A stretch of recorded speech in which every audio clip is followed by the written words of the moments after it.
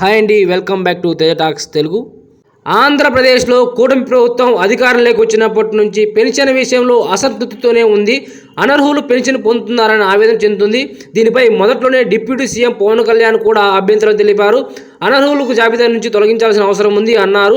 తాజాగా జనసేనకు చెందిన పౌర సరఫరాల శాఖ మంత్రి నాదెళ్ల మనోహర్ కూడా ఇదే విషయాన్ని మళ్లీ చెప్పడమే కాదు, పెన్షన్ను తొలగించబోతున్నట్టు స్పష్టమైన సంకేతాలు కూడా ఇచ్చేశారు.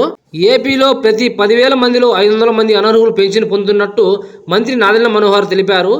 అందువల్ల అనర్హుల జాబితా నుంచి తొలగించాల్సిన అవసరం ఉందని ఆయన వచ్చే 3 నెలల్లో ప్రతి పెన్షన్ను జిల్లా కలెక్టర్ పరిశీలించాలని ఆదేశించారు. అందువల్ల జనవరి, ఫిబ్రవరి, మార్చి నాటికి ఈ వడపోత కార్యక్రమం పూర్తవుతుందని అనుకోవచ్చు.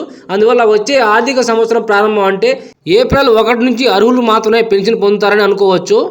ప్రభుత్వం వేసిన అంచనా ప్రకారం ప్రతి 10,000 మందిలో 500 మంది అనర్హులు ఉంటారనుకుంటే మొత్తం పెన్షన్లు 63 లక్షల దాకా ఉన్నాయి. కాబట్టి అనర్హుల సంఖ్య 2,50,000 మంది దాకా ఉంటుంది అనుకోవచ్చు.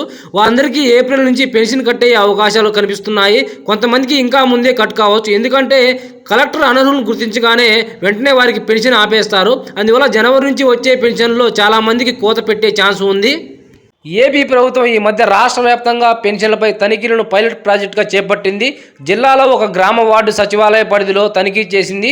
ఇందుకు పక్కా మండలానికి చెందిన అధికారులు బృందాలుగా ఏర్పడి లబ్ధిదారుల ఇళ్లకు వెళ్లి వివరాలు సేకరించారు. ప్రత్యేకంగా రూపొందించిన యాప్లో ఆ వివరాలను అప్లోడ్ చేశారు. ఈ మొత్తం ప్రక్రియ గత సోమవారం, మంగళవారం జరిగింది. వాటిని పరిశీలించగా ప్రతి 10,000 మందిలో 500 మంది అనర్హులు పెన్షన్ పొందుతున్నట్లు తేలింది.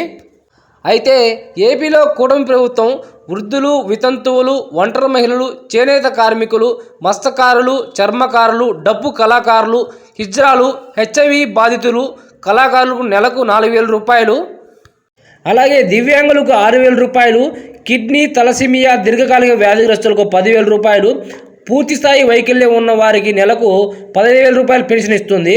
ప్రస్తుతం ప్రతి నెల 63 లక్షల మందికి పైగా లబ్ధిదారులు 2,700 కోట్లు ఖర్చు చేస్తుంది. ఇప్పుడు అనర్హుల జాబితా నుంచి తొలగిస్తే ప్రతి నెల 100 కోట్లు ఆదా అయ్యే అవకాశాలు ఉంటాయని అంచనా వేస్తున్నారు. ఇలాంటి ఆంధ్రప్రదేశ్లో లేటెస్ట్ న్యూస్ కోసం అయితే మన ఛానల్ అయితే లైక్ చేయండి, షేర్ చేయండి. అలాగే మన ఛానల్ ఎవరైనా కొత్తగా చూసేవాళ్ళైతే సబ్స్క్రైబ్ చేసుకోండి. Thanks for watching.